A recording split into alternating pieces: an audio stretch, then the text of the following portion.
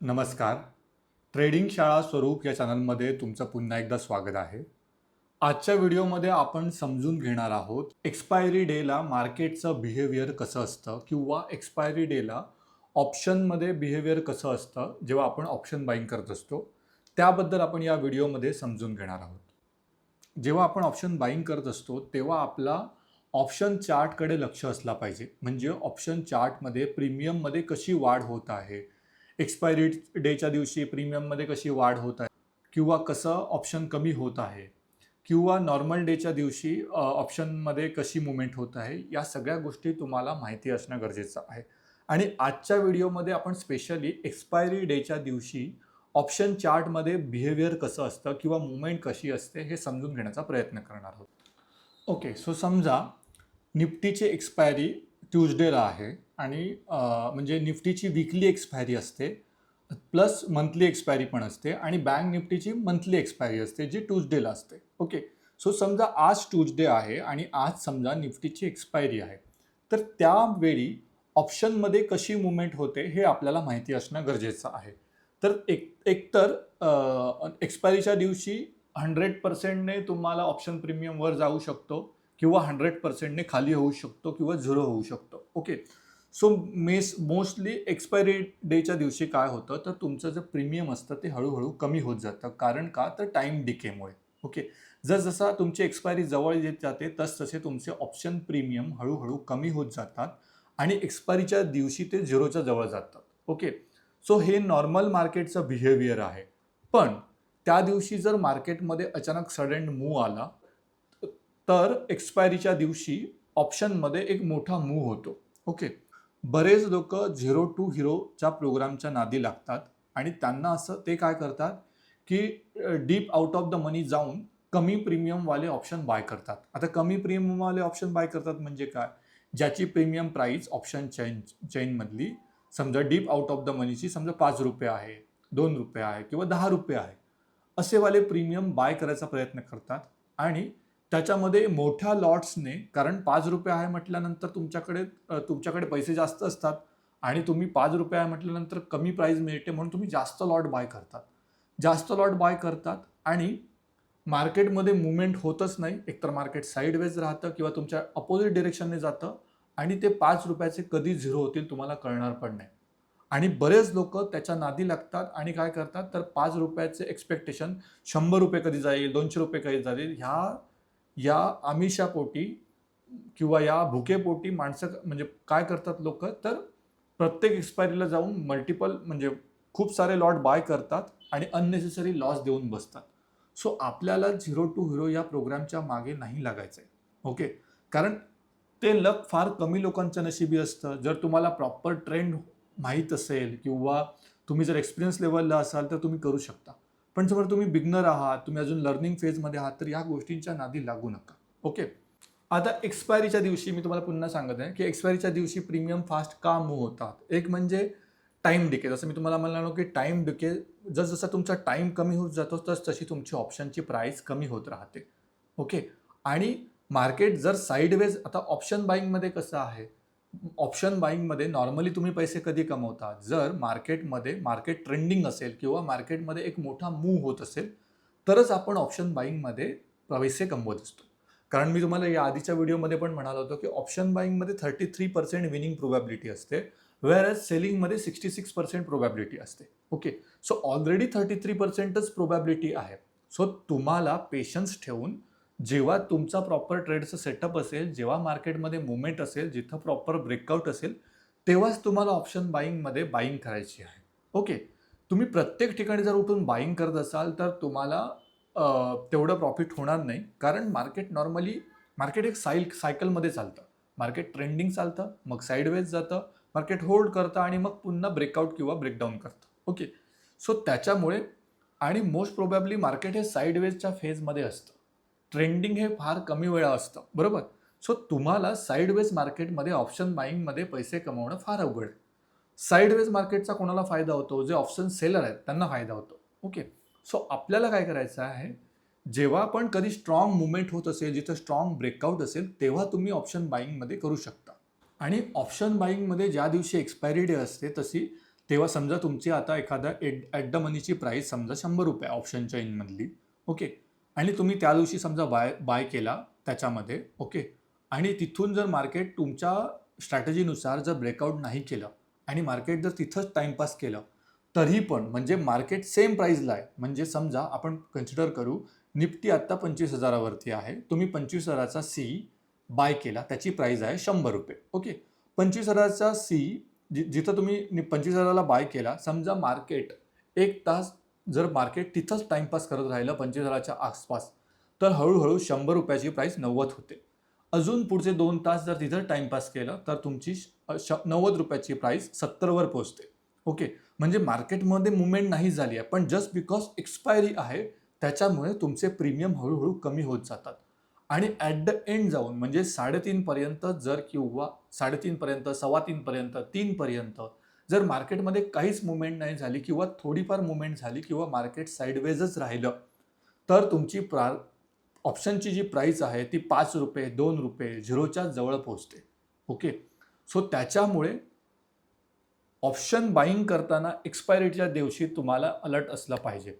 So मी तर तुम्हाला म्हणेल की मी मागच्या व्हिडिओमध्ये पण म्हणालो की जर एक्सपायरी डे असेल आणि जर मला बाईंग करायची असेल तर मी नेक्स्ट वीकची एक्सपायरी बाय करतो, कारण मला हळूहळू प्रॉफिटेबल व्हायचं आहे. मला एका रात्रीत किंवा एका सिंगल ट्रेडमध्ये मला प्रॉफिटेबल किंवा रिच नाही व्हायचं आहे, ओके.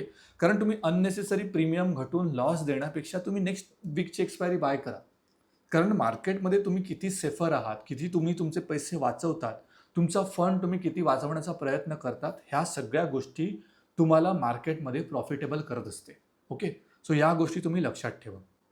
आता मार्केटमध्ये बिग मुवमेंट का होते ऑप्शन एक्सपायरीच्या दिवशी ऑप्शनमध्ये, ओके. म्हणजे जर एखादी न्यूज असेल किंवा अचानक कुठेतरी ब्रेकआउट झाला आणि जर त्या दिवशी एक्सपायरी असेल, तर अचानक मी नाही म्हणत नाही 5 रुपयाची प्राईस 1000 रुपयापर्यंत पण पोहोचते. मी स्वतः ते मोमेंट कॅप्चर केले आहेत, ओके. पण त्याच्यासाठी तुम्ही तेवढ्या एक्सपिरियन्स लेवलला असले पाहिजे आणि ती मुवमेंट दररोज उठून नाही होत.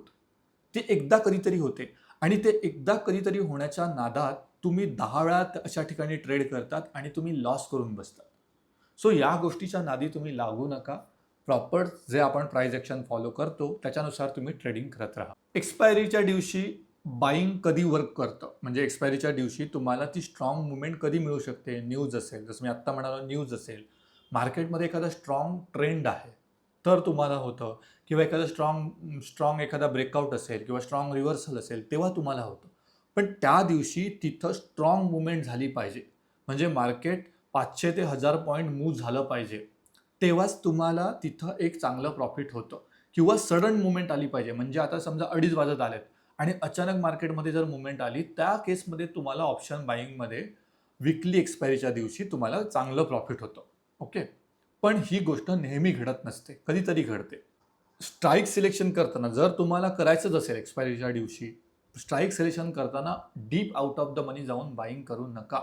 अननेसेसरी तुम्ही स्टॉप लॉस देऊन बसाल, ओके. एकतर इन द मनी बाय करा किंवा ॲट द मनी बाय करा, पण आउट ऑफ द मनी किंवा डीप आउट ऑफ द मनी जाऊन बाईंग करू नका. काही गरज नाही आहे. आपल्याला एका ट्रेडमध्ये रिच व्हायचं नाही आहे. आपल्याला ओव्हर द पिरियड आपला पोर्टफोलिओ ग्रो करायचा आहे. आणि जरी तुम्हाला ती गोष्ट करायची असेल, समजा तुम्हाला असं वाटत आहे की नाही मला एकदा 1-2 वेळा एक्सपायरीच्या दिवशी 0 to hero करून बघायचं आहे, ओके, किंवा डीप आउट ऑफ द मनी जाऊन तुम्हाला करून बघायचं असेल, तर मी तुम्हाला म्हणेल की तुम्ही तुमच्या कॅपिटलमधला मिनिमम पार्ट यूज करा. जस्ट बिकॉज तो ऑप्शन तुम्हाला 5 रुपयाला भेटतोय म्हणून तुम्ही 1000 क्वांटिटी 2000 क्वांटिटी बाय करत असाल तर तसं नका करू. 200 क्वांटिटी, 300 क्वांटिटी, फार तर 100 क्वांटिटी ॲज अ ट्रायल म्हणून करून बघा, ओके. कारण अननेसेसरी तुम्ही मोठा लॉट साईज बाय करून तुम्ही एक मोठा स्टॉप लॉस देऊन बसाल, ओके. सो त्याच्यामुळे तुम्ही ही गोष्ट फॉलो करा.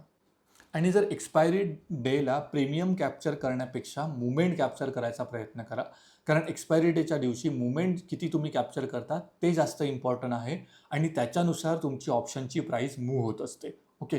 प्रीमियम कॅप्चर करायच्या नादी लागू नका, ओके. आणि इन केस जर तुम्ही एखादा ट्रेड घेतलात, ओके, आणि 5 रुपयाचा ट्रेड समजा तुमचा 200 रुपयाला पोचला, 300 रुपयाला पोचला, तर एक्झिट करा. अजून तुम्ही तिथं वेट करत बसू नका, ओके. किंवा मग प्राइस ॲक्शनला फॉलो करा. प्राइस ॲक्शन अशा मुवमेंटला वर्क करतच नाही, कारण मी बऱ्याच वेळा नोटीस केलं की 5 रुपयाची प्राईस 500 रुपयाला पोचते क्लोज होईपर्यंत पुन्हा 80वर येते. ओके. सो जर तुम्हाला प्रॉफिट आलंय तर ते कसं तुमच्या अकाउंटमध्ये येईल ही गोष्ट करण्याचा प्रयत्न करा. आणि चीप ऑप्शन प्राइस आहे म्हणजे ती अपॉर्च्युनिटी नका समजू. ओके. तिथं तुम्ही अननेसेसरी स्टॉप लॉस देऊन बसाल, कारण जर प्राईसमध्ये मुवमेंट नाही आली तर तुमचा टाईम डिकेमुळे तुमचा ॲटोमॅटिकली स्टॉप लॉस हिट होईल. Okay. Expiry day normally enemies असतो. तो जर तुम्ही एक्सपिरियन्स लेवलला असाल तर तुम्ही करू शकता, बिगनर लेवलला असाल तर या गोष्टीच्या भानगडीत पडू नका. मी जसं तुम्हाला म्हणालो, एक्सपायरीच्या डेच्या दिवशी तुम्ही नेक्स्ट वीकची एक्सपायरीमध्ये बाईंग करा. ऑप्शन बाईंग करताना एक्सपायरीच्या दिवशी मार्केटमध्ये अशा पद्धतीचं बिहेवियर असतं. सो आपल्याला या सगळ्या गोष्टींपासून सावध राहायचं आहे. आपल्याला झिरो टू हिरो या सगळ्या गोष्टीच्या ट्रॅपमध्ये आपल्याला नाही अडकायचं आहे. ओके. एका दिवसाचं लक आजमावण्यासाठी तुम्ही 10 वेळा जर लॉस करून बसत असाल तर त्याला आपण प्रॉपर ट्रेडिंग म्हणू नाही शकत. म्हणजे जस्ट बिकॉज एकदा तुम्हाला किती जाऊन प्रॉफिट होणार आहे, पण ते एकदा प्रॉफिट कमवण्याच्या नादात तुम्ही 10 वेळा 20 वेळा लॉस करत असाल तर तुम्ही एंड टू एंड प्रॉफिटेबल नाही राहणार. ओके. सो त्याच्यामुळे प्राइस ॲक्शन फॉलो करा. मी जे तुम्हाला याआधी काही रूल्स सांगितले ते फॉलो करा. ओके. लर्निंगवरती फोकस करा. मला कंटिन्युअस व्हिडिओ बनवता नाही येत आहेत, कारण माझ्या पर्सनल गोल्स आहेत, काही प्रायोरिटीज आहेत, जॉब्स आहेत. या सगळ्या गोष्टींमुळे मला दर वीकला जाऊन व्हिडिओ बनवता येत नाही आहेत. त्याबद्दल माफी मागतो. पण मी ट्राय करेन की मॅक्झिमम तुमच्यापर्यंत नॉलेज प्रोव्हाइड करण्याचा. जरी माझे व्हिडिओ येत नसतील तरी तुमचं लर्निंग थांबता कामा नये. तुम्ही डेली उठून तुम्ही ट्रेडिंग करणं गरजेचं आहे. घाबरू नका. मिनिमम लॉट साईजमध्ये स्टार्ट करा, पण तुम्ही ट्रेड घ्या. जोपर्यंत तुम्ही ट्रेड घेत नाही, जोपर्यंत तुम्ही प्रॅक्टिकल नॉलेज घेत नाही, तोपर्यंत तुम्ही तुमचं प्रॅक्टिकल नॉलेज गेन करू शकत नाही. तुम्ही किती पण माझे व्हिडिओ बघा, पण ॲक्च्युअल एट द एंड जाऊन तुम्ही प्रॅक्टिकलीच शिकणार आहात. कारण मी सांगितलेले रूल्स तुमच्यासाठी वर्कआउट होतील असं नाही. कारण प्रत्येकाची सायकोलॉजी वेगळी असते, प्रत्येकाची स्ट्रॅटेजी वेगळी असते, प्रत्येकाला सगळ्याच गोष्टी सूट होतील असं नाही. सो तुम्हाला काय सूट होते हे तुम्ही आजमवा. हे तुम्हाला आत्ता लगेच नाही समजणार. 3 महिने 6 महिने द्या मार्केटमध्ये, मग तुम्हाला कळत जाईल की तुमच्या चुका काय होतात, त्यातून तुम्ही कसं इम्प्रूव्ह करू शकाल. या सगळ्या गोष्टींकडे फोकस करा आणि स्वतःवरती विश्वास ठेवा. कन्सिस्टन्सी इम्पॉर्टंट आहे. ओके. सो येस, भेटू आपण पुढच्या व्हिडिओमध्ये. आणि अजून पण चॅनलला सबस्क्राईब केलं नसेल तर चॅनलला सबस्क्राईब करा. माझे पूर्ण व्हिडिओ पहा, कारण मी प्रत्येक मिनिटाला तुम्हाला इम्पॉर्टंट गोष्ट सांगण्याचा प्रयत्न करत असतो आणि तुमच्या मित्रमैत्रिणींपर्यंत माझे व्हिडिओ पोचवा. ओके. आपण सगळे मिळून ग्रो करू. सो भेटू आपण पुढच्या व्हिडिओमध्ये. थँक्यू.